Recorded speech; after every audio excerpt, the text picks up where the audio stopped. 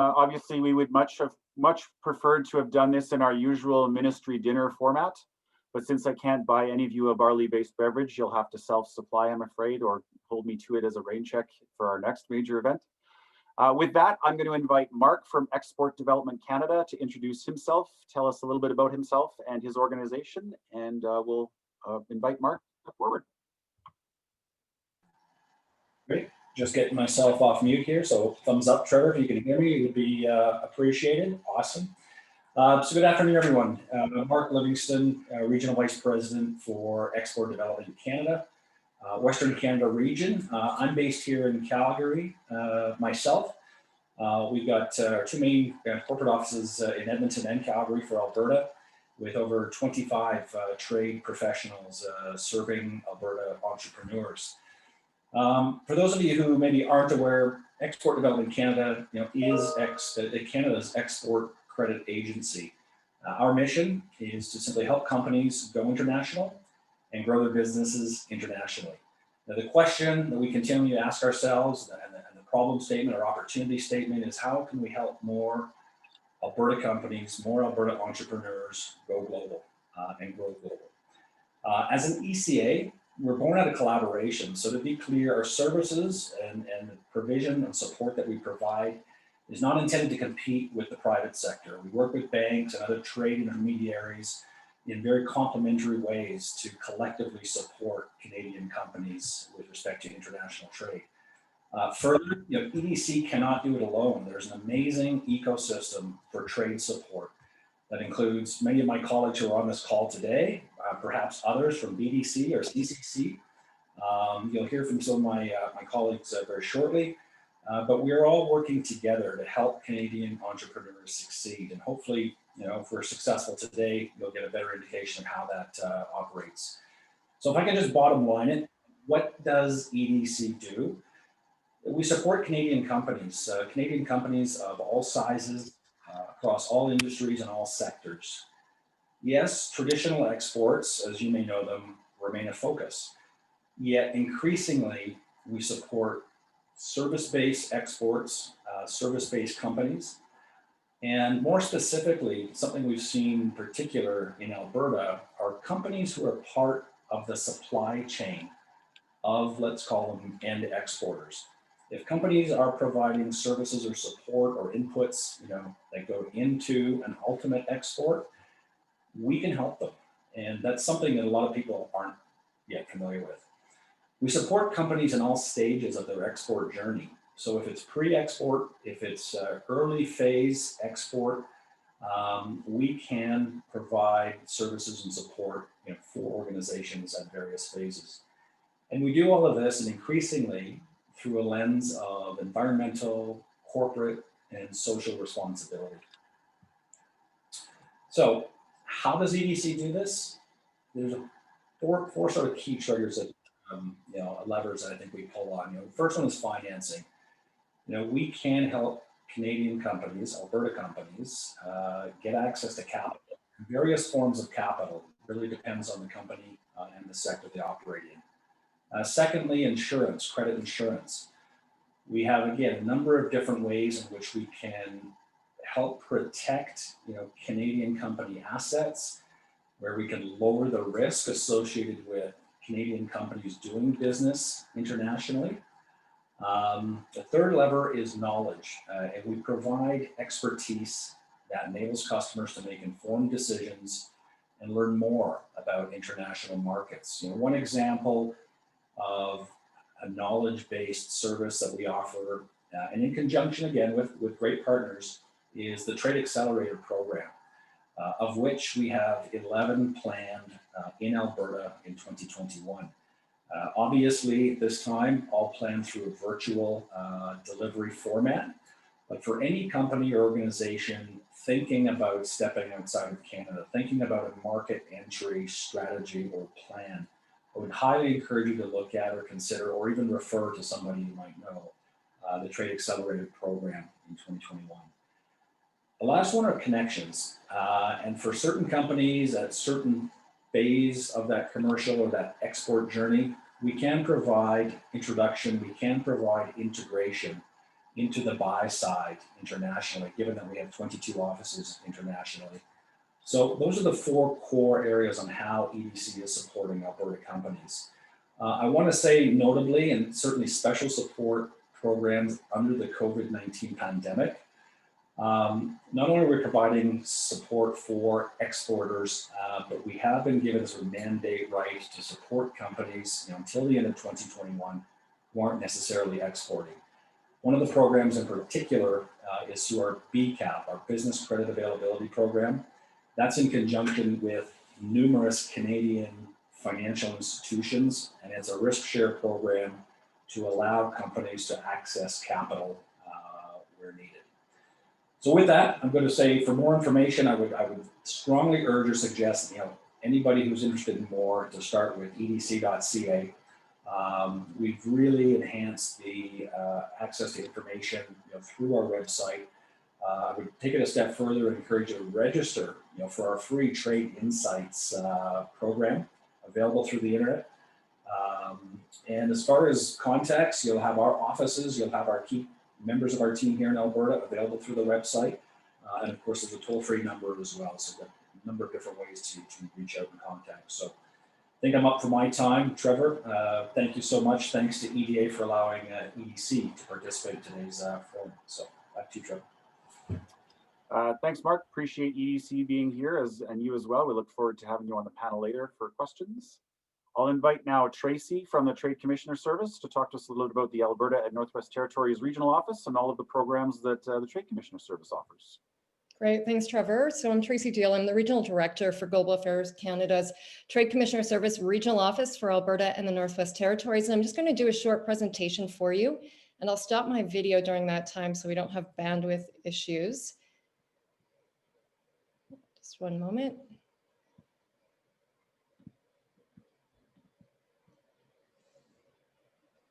Great.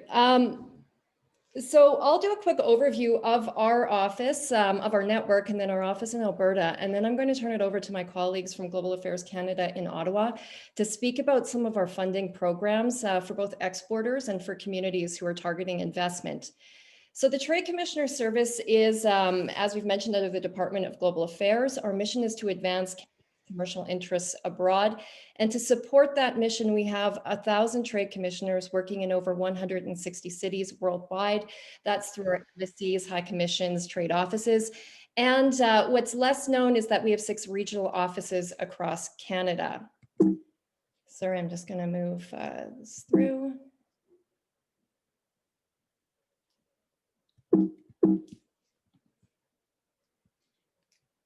Just one moment. Just having bandwidth issues here. Here we go. So the 6 regional offices in Canada are your entry point for companies to this network. In Alberta, we have 16 trade commissioners, and they're located in Calgary and Edmonton. We cover 16 sectors, and we work with approximately 1,500 Alberta-based companies a year to support their export plans. 2 new areas that I wanted to highlight for our office is we now have a lead for e-commerce to support Canadian companies to sell more to more regions online. And we've done recent workshops for SMEs in this area. And that's with Alibaba, JD, Instagram, Shopify, Etsy, and platforms in the EU. And we also have a trade commissioner that supports the FDI network, and that's Megan Pelton. And she is also on this call, and I invite you to reach out to her as well. Sorry, I think with all of the admitting in there, it is, it's not allowing the presentation to go through. So I'm just going to keep talking instead. And if it works, it works. If it doesn't, it doesn't. We work primarily with Canadian SMEs that have a demonstrated capacity for internationalization. They have identified, which means really that we're working with companies that have identified resources. They have a committed management team, and they have, or they are developing an export plan, and we can work with companies in that development. The companies we serve must also have the potential to contribute to Canada's economic growth. And that means either through creating new jobs, through entering R&D partnerships, or increasing their production or manufacturing activities in Canada. So really, just to sum up our services, We do provide tailored advice and tools to help companies prepare for international markets, for the markets that they are targeting. We help identify qualified contacts, and for companies that could be anything from partners to lawyers to IP specialists in that region. And we also help resolve problems when they do arise, and this often ends up on the customs with contracting issues overseas. And I'll also just add that our services are free. And beyond just servicing exporters, our regional office in Alberta also helps economic development agencies and communities to navigate our network abroad, particularly on the investment file. And so if it lets up, you'll see my next slide. But if not, I just wanted to mention that we do have funding and support programs. I'll leave my colleagues to speak about the CanExport suite of programs, but the other one I wanted to mention was the Canadian Technology Accelerator Program, or CTA. And this is a rotating suite of programs in major tech hubs around the world, aimed at supporting small technology firms, not just in ICT, but in ag, life sciences, and clean tech. And generally, these programs allow companies to access mentorship from industry leaders. They provide focused activities to introduce the cohort to local players. At times, we have office space and also access to potential investors. And the ideal candidates are those that already have traction in Canada or another market with a viable product. It's my presentation is stuck, but I will just mention, I had a screen that gave the upcoming CTAs where we have open applications. So I'll have that sent around through the EDA, but we have sessions coming up on ICT, ag, digital energy, cybersecurity, software, and life sciences. And that's from Tokyo, Mexico, Berlin, Palo Alto, and Boston. And then finally, I will also just leave my contact information with the EDA. I welcome anyone to reach out to me or to direct my contact information to companies in your regions. I'd be more than happy to speak to them or to connect them with a dedicated officer in our office that can support some of their exports or their investment activities. And I'll leave it there. Thank you. Thanks very much, Tracy. We appreciate your presentation. Zoom is a bit like the Forrest Gump paraphrasing. Of course, you never know quite what you're going to get. So it's always fun to anticipate how technology is going to behave. So thanks again for the information. I'll invite now Sarah with CanExport to tell us a little bit more about that program and explain how that fits into this overall picture of services and programs. Wonderful. Thank you for the opportunity. Okay, I think I've got a presentation up here. Now, this is a very long one, so I'm just going to cover some of the highlights, and I will circulate this after as well so that you can dig into the details. So thank you so much for having me. My name is Sarah Pye. I'm the director of the CanExport division. I've been so since September, so I'm glad this is a high-level presentation and not all the details.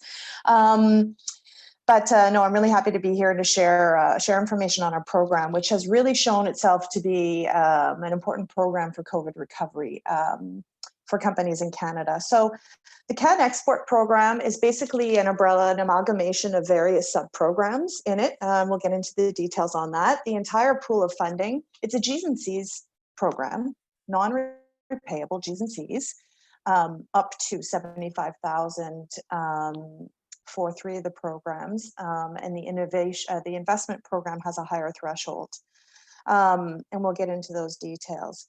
But it provides cost sharing for companies or for associations or for innovators to achieve various international market goals. And each of the sub programs is a little bit different, and we'll need to dig into those details depending on your interest. Sorry. Okay, there we go. So the 4 sub-programs under CanExport are CanExport SMEs. It's our biggest program in terms of total volume of funds. We have an innovation program as well, an associations program, and community investments. There are much more details further on, but I think I'm going to stick with this page to talk about each of them a little bit because of the time. Starting with CanExport SMEs. Actually, no, you know what, I'll flip right to them so that you can see it. So CanExport SMEs is a grant and contribution program where we provide 75% cost sharing up to a maximum of $75,000 per project. to enable companies to explore new markets. So it's very much about diversifying and helping you share the risk in sort of exploring a new market partner. The program has eligibility requirements. We require that firms are incorporated. They have a business number unless they're a First Nations, the company, fewer than 500 FTEs, that makes them an SME, and a certain amount of revenue. In order to, when you apply for CanExportSMEs, you can choose the markets that you're willing to explore. You can choose up to 5 target markets. And we have a requirement there that the sales in that market for you must have been less than 100,000, because again, the major objective of this program is to diversify trade and to help companies move, possibly outside of the US where there's a lot of comfort, but sometimes it's different regions within the US. That's actually an important thing to know here. These 4 countries here have been subdivided by region, because we saw in the past that because it's so diverse that you can target different regions within a single country if that is your interest.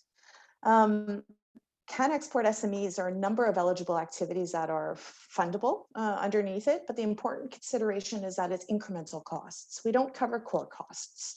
So for example, it has to be targeted to a specific market. In general, certification is one area where we have challenges funding, because typically it's not market specific. Your certification is required for all exports, but we can cover a wide range of things. Up until COVID, I'd say 90% of the requests that we were getting under this program was for travel to trade shows, travel to meet partners, travel to make those first connections, in-person connections. Since COVID, and since the travel restrictions from the government of Canada have been put in place, or the travel advisories, we are not funding travel anymore at this point. And in fact, we've pivoted the program. There was an announcement by the Prime Minister in October to expand the eligible activities in it so that it could remain a viable program for companies during COVID. We've made some of the significant pivots are the fact that we will now allow funding for virtual events. We provide funding for e-commerce in the sense that we will pay for search engine optimization, virtual marketing, digital marketing consultants, not just traditional type marketing consultants, etc. So any of your digital or virtual activities can now come to CanExport. We are opening the door to providing support to companies to navigate COVID-related regulatory frameworks and changes. And that's a bit of a black box for us. We don't know what may come up, but we are, so we're taking applications and seeing where there may be some specific COVID-related challenges a company might face. We will cover those. And we've expanded to export brokers in the agri-food and agriculture sector to be eligible to apply to CanExport. And we've seen some tremendous results, I shouldn't say tremendous. We've seen some wonderful results. This past November, we broke the record for number of applications, which is 306. And while my team may be, burning the candle at both ends, going through all those, I think it's a signal that this program is really making a difference for companies on the ground, even during COVID. And we've had some great chats with some recipients about what they've been able to do to get on digital platforms, to launch digital marketing campaigns, et cetera. And so, it's a really great program. One of the key things I think that's important to know right now is that we are reaching the end of the fiscal year. And unfortunately, given the timing of this presentation, December 14th is the last day to apply for funding for this fiscal year. The portal will then be closed. It will be reopened in January to allow for applications for the new fiscal year starting April. So that's an important date to keep in mind. And I do recognize that there's not much time. I would recommend anybody interested in more information. I will circulate this deck, but there's also our website, which is canada.ca/CanExport. And finally, I would encourage you to reach out to Tracy and team who can help direct you to and help your company get into the right place to make this application. Very quickly, I'm going to go through 2 of our other sub-programs. The innovation program is a much smaller program. It is, again, 75% cost sharing, up to $100,000 or $75,000 to help companies make some R&D partnerships. So the eligible activities are for things like technology validation, technology adaptation, and co-development, et cetera. So it's very similar to SMEs, but it tends to be a smaller pool of candidates because of the specific nature of the work. And then our third program that I wanted to discuss before I turn over to my colleague in investment is our CanExport Association program. This one's a little different than the other two. The other two have an open application. You can apply anytime. This one has an application window, and in fact, it's important to notice that it's open right now. So from December 1st to I believe it's January 12th, you can submit an application for associations. There are 7 associations in Alberta that we have been funding over the years that have come back for a total of 41 projects over the years. You know, we encourage you to continue to come back to us because it's a great program. Now, this program has had a little more challenge in pivoting away from travel.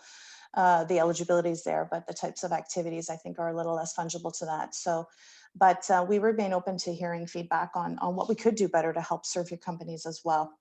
But before I turn it over to my colleague, I just wanted to echo the comments that I believe Mark made at the start to say that, you know, there's been a really big push here in Ottawa and, you know, in our regional offices as well to do better as a federal government, to work closer with our partners. This is EDC, this is BDC, this is CCC, this is ISED, this is NRC. And, you know, they're talking about seamless. And, you know, we can understand the challenges faced by companies who have multiple grants and contributions, applications, who to talk to. And so I think I want to echo Mark's comment to say there's really no wrong door. So especially on CanExport, we have an MOU with ADC. They refer companies to us. So if you have engaged with them and they identify CanExport as possibly of interest, they will refer you over. We do the same thing. We refer our clients, those who want to be referred to EDC, et cetera. So we're making a huge effort, the best effort to really make it more seamless for you. And so I'd encourage you to you know, take Mark up on that suggestion that there really is no wrong door in terms of trade support, and we're trying to make sure that you're getting the support you need from the right place. And with that, I'll pass you over to my colleague Jean-Philippe Tachian, who's going to speak about the community investment piece of CanExport. Okay, thanks a lot, Sarah. So we'll just keep going with this presentation. We've decided to merge the whole thing into one presentation. It'll be easier for people as well when they're looking it up afterwards. So the CanExport Community Investments, formerly known as Investment Canada Community Initiatives. So the name just changed, I believe, last year to when we were completely integrated within the CanExport program, larger program. I'm pretty sure you guys are all aware of this because I'm sure you've heard of it at least. So again, similar to the previous association one, we're on a fixed application date, which is now closed for 2021. The application time was, I think, closed in mid-October. And we've gone through the process of adjudication, and they'll be announced quite soon. I think, anyway, before Christmas is the objective. In terms of the priority sectors and the priority markets, you've got them there on the list. But generally speaking, we're not close to any specific market or any specific sector. So it's open to any market, any sector. The eligible activities are there. I just want to mention in terms of the applicants, the eligible applicants. So it's basically reserved for not-for-profit and community level organizations who would have a mandate to pursue FDI. So it's not to try and sell exports. That's what associations is for. But in terms of, and the other CanExport, like SME CanExport, but for us, we're focused on FDI. And this particular program is focused on municipal governments, locally based organizations, and generally investment promotion agencies who have a mandate to promote FDI. We do also are trying to work more with indigenous associations or councils who are trying to attract FDI to their lands. But so far we've had limited interaction with them. So if there's any on the line and you'd like to talk about it, we'd love to speak to you. In terms of the 2020 results for Alberta, this is the list of the agencies, a total of 14 initiatives, and I guess that's 8 recipients. for a total of $647,000 or so, mostly focused on ICT, life sciences, and food processing. I'll leave it at that. And for general inquiries, I know they have one more slide there, Sarah, where we have the list of the different email addresses if people want to reach out and if you have any questions. Of course, we'll be online now for to answer any questions you have. But if you go away and then say, hey, I'd love to ask a question about XYZ, you can reach out to us at each of these addresses. Again, there's 4 pillars to the for the CanExport program, and we're happy to answer the questions that you might send us. And on that, Tracy, Perfect. back to you. Or Trevor, sorry. Yeah, thanks, Jean-Philippe. Thanks, Sarah, very much for the brief updates there. Lots of programs for people to digest. And so if you haven't been paying attention to the chat, there has been several requests for those presentations. We will get those out to you, likely through the EDA website, but we'll make sure anybody that attended today's session, since we've already captured your email, we'll send you either a note directly that those are posted or a link to download the files. So we will get those to you. We're going to move on now to Canadian embassies abroad and a spotlight actually on Japan. So unfortunately, Tracy could not be with us online, but I will show a quick video message from him, and then we'll move back to Invest Alberta. So just bear with me for a moment while I get that video. And I think you're all probably aware that when you do these things through Zoom, sometimes the sound doesn't quite line up, but we will. Hello, everyone. My name is Tracy Reynolds, the Minister of Commercial at the Canadian Embassy in Tokyo and head of Canada's commercial program in Japan. I'm pleased to join this Canadian Trade Commissioner Service Spotlight session, and I hope that this event will enhance our organization's work together. Today, I would like to focus on our joint work to attract Japanese investment into Alberta. Foreign direct investment attraction, like trade promotion and research and innovation promotion, is one of the main business lines in the Trade Commissioner Service. While every Trade Commissioner has investment attraction responsibilities in their respective sectors, in Japan, we also have a dedicated investment team. This team, under Senior Trade Commissioner David Boswick, is led by Gary Lee and has 4 people in Tokyo, as well as a newly created Senior Investment Officer position in our consulate in Nagoya. The team is focused on attracting new greenfield investment across a wide range of sectors of interest. Our dedicated FDI attraction function has grown over the last 2 years in recognition of the importance of Japan as a source of foreign direct investment for Canada. Japan is Canada's 3rd largest source of investment globally and the largest from Asia.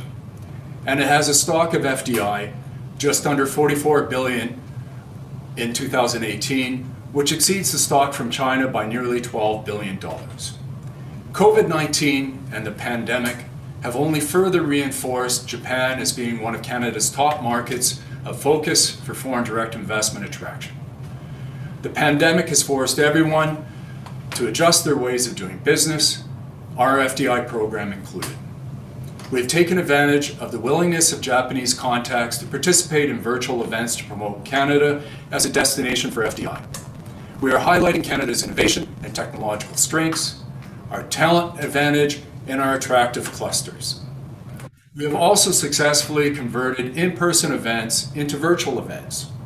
We just held our Canada-Japan Energy Forum, working closely with Alberta and other partners to promote energy cooperation between Canada and Japan and to highlight Canada's investment environment.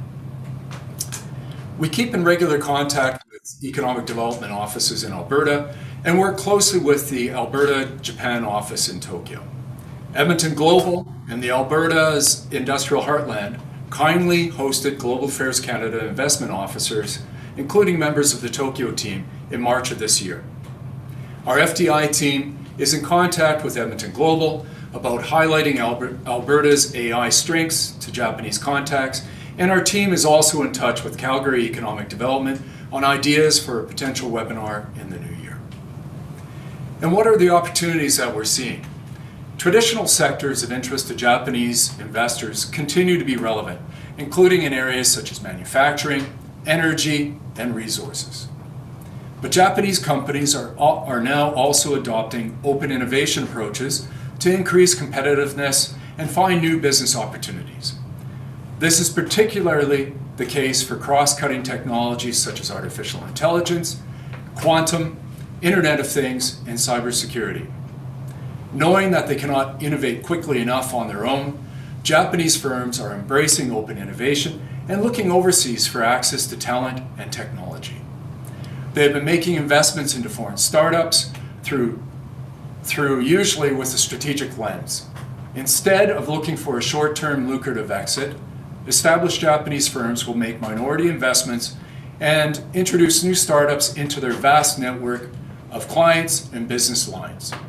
Japanese firms will also make investments to establish innovation hubs that allow them to conduct technology scouting and collaborate with academic researchers. So how can we work together? Traditional Japanese multinational companies tend to be risk averse. Japanese firms would rather not be the first one to do something, and they also prefer having concrete proposals to consider. It helps if they can see an existing example of a firm invested in doing something similar. The more well-known the example, the better. With those points in mind, we would be pleased to work with you to amplify your areas of strengths and where you have existing model Japanese or foreign investors, where you have strong testimonials, niche capabilities, and world-leading talent. When you share with us that kind of specific information, we're better able to identify potential investment targets for Alberta, and it will be easier for us to work with you on joint activities that play to your strengths. When it comes to investment attraction, the Alberta organizations here today are our ultimate client. We are eager to work with you to bring investment into your jurisdictions. Please reach out with your investment targets or leads, and we will work with you to win these for Alberta. So thank you very much and have a great day.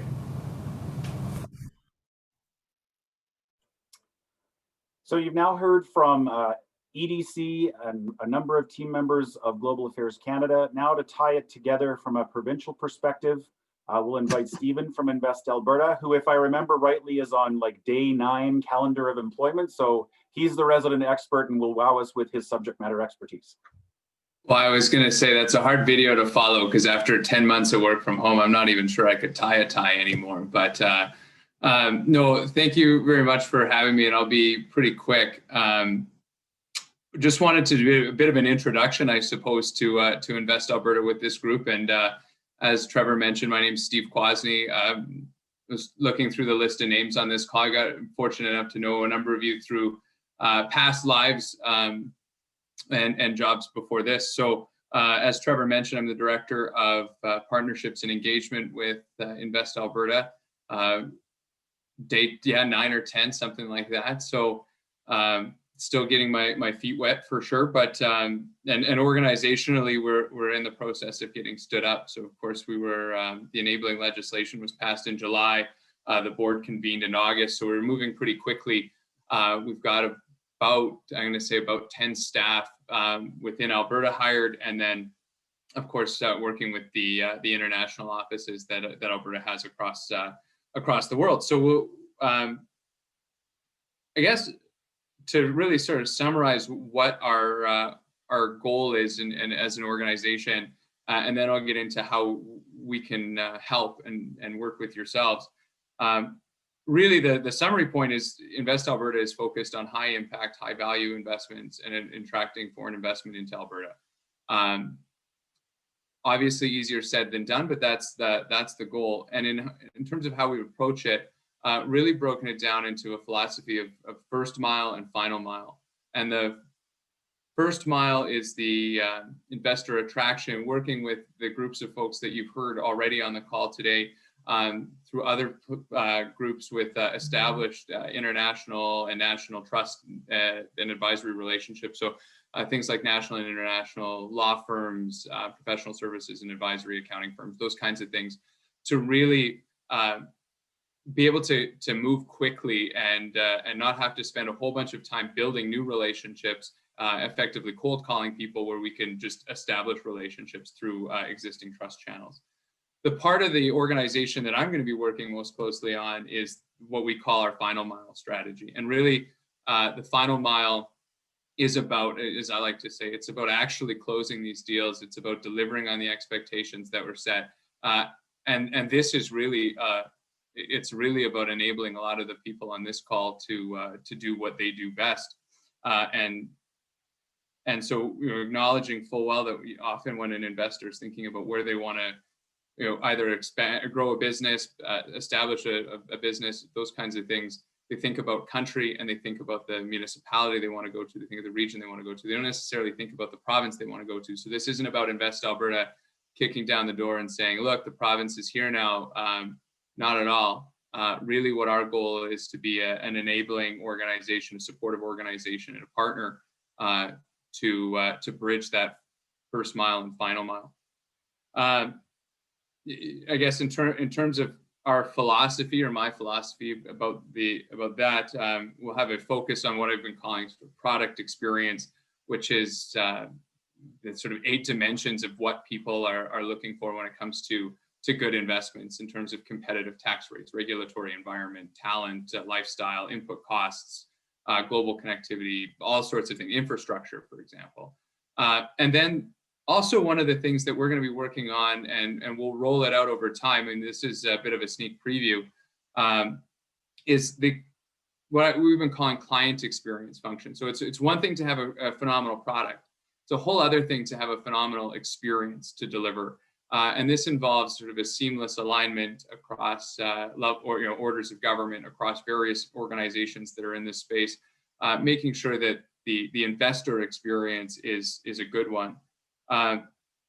In our approach to that, we talk a lot about establishing a continuous improvement model across the province, leveraging some of the strengths that exist, learning from the challenges of if one region or one community maybe has experienced something, what can we do to try and learn from that as a province?